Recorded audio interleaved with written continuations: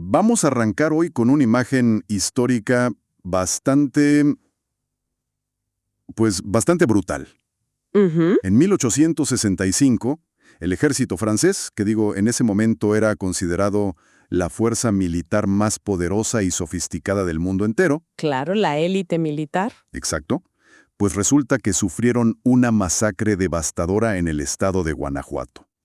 Pero fíjate que lo insólito aquí no es la derrota en sí, sino que el golpe de gracia no fue de la artillería republicana. No, para nada. O sea, gran parte de esas tropas no cayeron por balas, fueron literalmente devoradas vivas por un río. Híjole, es que es una imagen tremenda.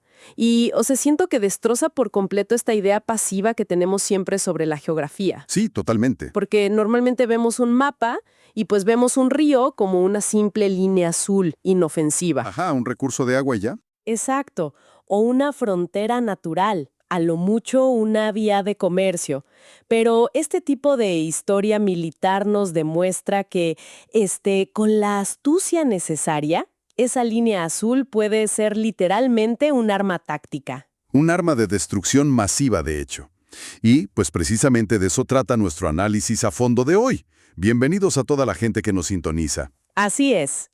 Hoy la misión es explorar una pila de fuentes fascinantes, desde la monografía de Salvatierra hasta varias crónicas históricas de Guanajuato. Textos interesantísimos. Sí, muy buenos. Y todo para entender esta doble vida tan compleja del río Lerma. O sea, vamos a ver cómo pasó de ser una fuente de vida agrícola a un asesino implacable en tiempos de guerra. Ujú. Y luego a una bestia indomable que, superó a la ingeniería moderna hasta terminar como una víctima más del progreso. Y yo diría que el hilo conductor aquí es la soberbia humana.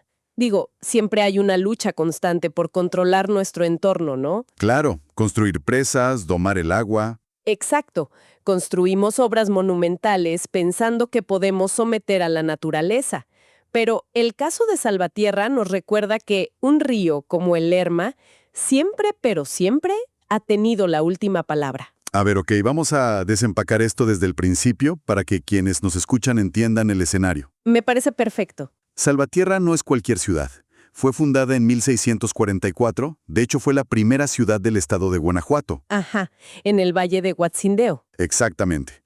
Que en purépecha, significa lugar de hermosa vegetación. Y claro, toda esta fertilidad era gracias al gigantesco caudal del río Lerma. Sí, era el motor de toda la región. Pero bueno, para prosperar comercialmente, la gente necesitaba cruzar esa bestia de agua. Y ahí es donde entra nuestra estructura protagonista hoy. El majestuoso puente de Batanes. Ese mero. Lo construyó el arquitecto y fraile carmelita Andrés de San Miguel a mediados del siglo XVII.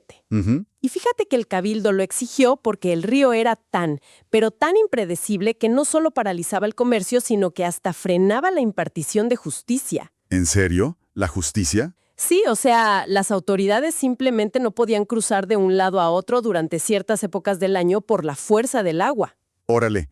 Y los detalles de la construcción son clave para lo que viene después. Las fuentes coloniales dicen que medía 220 varas de largo. Que para dar un poco de contexto, son como casi 185 metros. Es una barbaridad, son casi 2 campos de fútbol profesionales, pero de pura piedra sólida. Tenía 14 arcos gigantes y 16 estribos. Una obra de ingeniería impresionante para la época. Y bueno, se cobraba un derecho de pontazgo, un peaje para cruzar mulas y mercancías. Claro. Fue diseñado para la prosperidad. Pero, irónicamente, por ser tan indestructible y céntrico, terminó siendo el escenario de muchísima violencia. Es como el escenario indestructible de una película de acción que está a punto de presenciar un caos tremendo. Literal. Y eso nos lleva al punto de transición. O sea, ¿cómo pasas de un puente de comerciantes a una zona de desastre militar? Pues usando la geografía como artillería. Exacto. Vámonos a 1811, en plena Guerra de Independencia. Entra este personaje, un guerrillero insurgente muy temido llamado Albino García. ¡Ay, el terror de los realistas! Sí, el tipo logra inundar el Valle de Santiago y las zonas alrededor de Salvatierra durante meses, de junio a septiembre. Ujú. Pero lo fascinante es que no fue un desbordamiento natural, fue completamente táctico. Fue pura ingeniería militar, pero a la inversa. O sea, Albino García conocía perfectamente la red de acequias. Que son estos canales agrícolas, ¿no? Exacto, los canales que llevaban el agua del Lerma a las parcelas.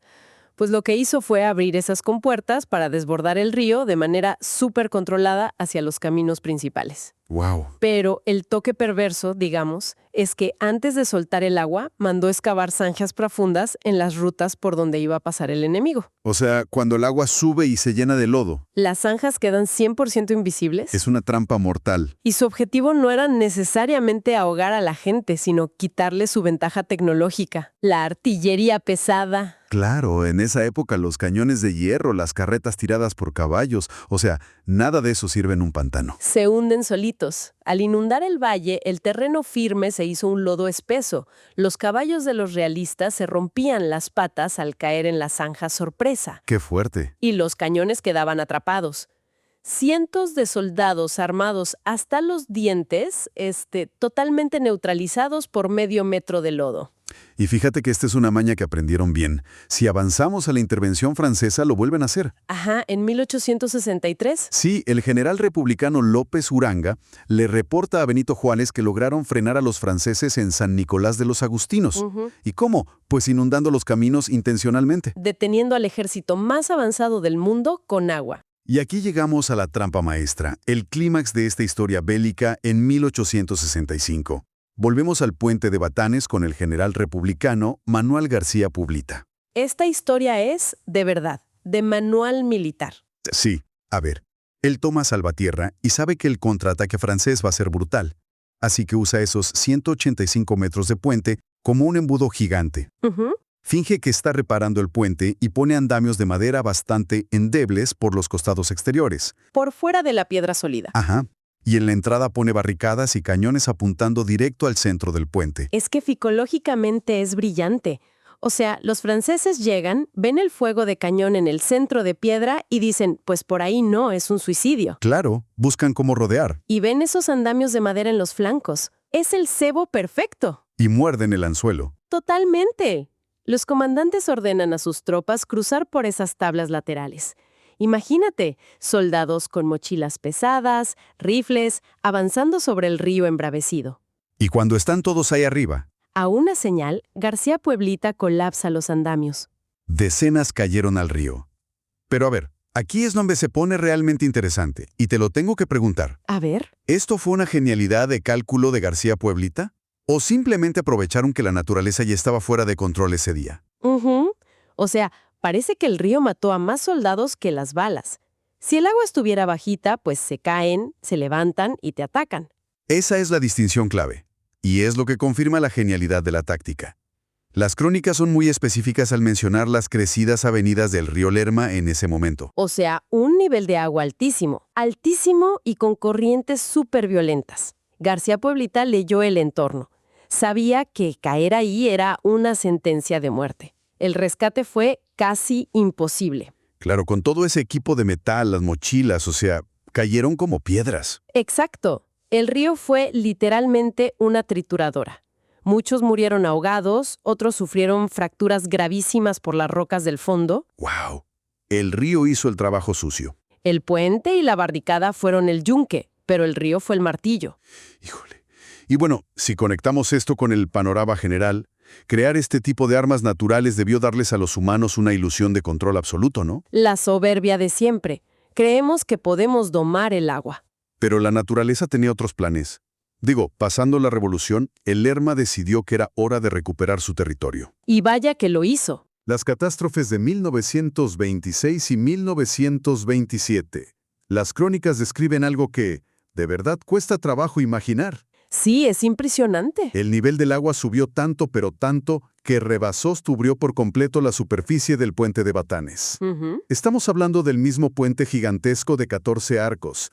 Quedó sepultado bajo el agua. Y esto rompe ese mito de que los desastres solo pasan una vez cada 100 años. Porque si lo del 27 fue de terror, lo que pasó en septiembre de 1958 reescribió por completo lo que significa una inundación en el Bajío. Sí, las fuentes documentan testimonios de ancianos que dicen que lo del 58 fue muchísimo peor. Mucho peor. Y lo irónico Es que para entonces ya existía la presa de Solís. Cierto, la infraestructura moderna. Se suponía que el concreto iba a salvarlos.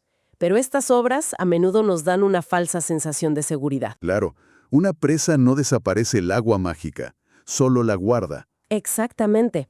En el 58, las lluvias superaron la capacidad.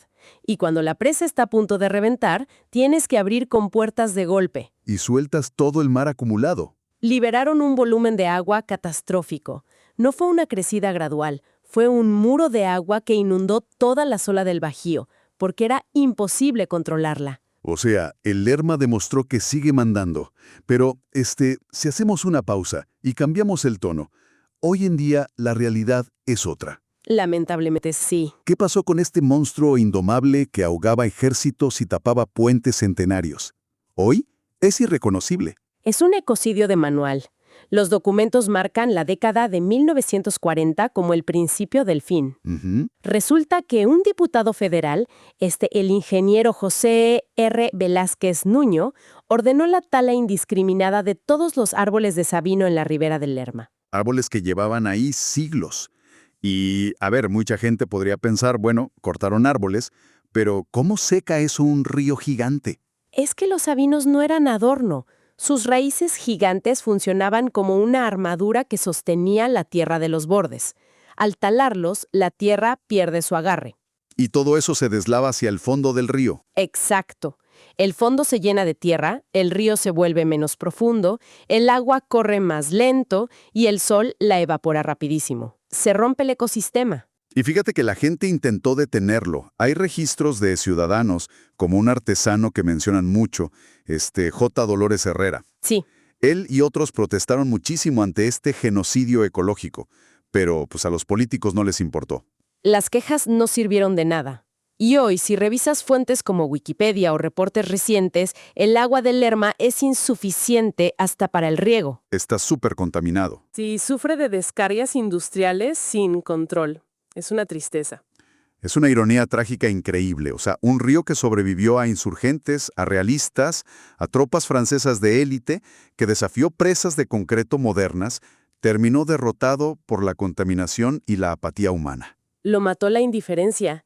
Y bueno, como resumen de este viaje, hemos visto que los documentos históricos nos muestran un Lerma con doble identidad. Ujú. Primero, un aliado táctico despiadado. Y segundo, una bestia natural que culmina en la triste realidad de hoy. Y esto nos invita a quienes nos escuchan a pensar en los cuerpos de agua de sus propias ciudades, ¿no? Totalmente. O sea, ¿cuántas historias de batallas, desastres o pura negligencia hay en esos ríos que cruzamos todos los días sin voltear a ver? Y eso me lleva a un pensamiento final súper provocador que encontré en los textos. A ver, suéltalo. Fíjate que los documentos mencionan que Salvatierra tenía un sistema de drenaje antiguo, pero el agua que sacaban del río se volvía constantemente lodosa e inservible. El famosísimo lodo del Lerma. Exacto. Y considerando todas estas inundaciones épicas, las zanjas de los insurgentes, el lodo de 1927 y 1958, imagínate la cantidad de sedimento que el río arrastró y solidificó sobre la ciudad durante siglos. O sea, capas y capas de lodo histórico. Sí. Y la gran pregunta es, ¿cuántos cimientos coloniales, zanjas insurgentes o hasta las armas y rifles de aquellos soldados franceses siguen hoy enterrados? Perfectamente preservados bajo las calles. Debajo del lodo de un río que hoy preferimos ignorar. Es una invitación abierta para que la audiencia investigue los secretos subterráneos de estos lugares. ¡Wow! ¡Qué forma de cerrar! Digo, debajo de esa tranquilidad urbana tenemos un archivo histórico literal enterrado en lodo. ¡Fascinante! Y bueno, con esa imagen nos despedimos por hoy. Hasta la próxima inmersión.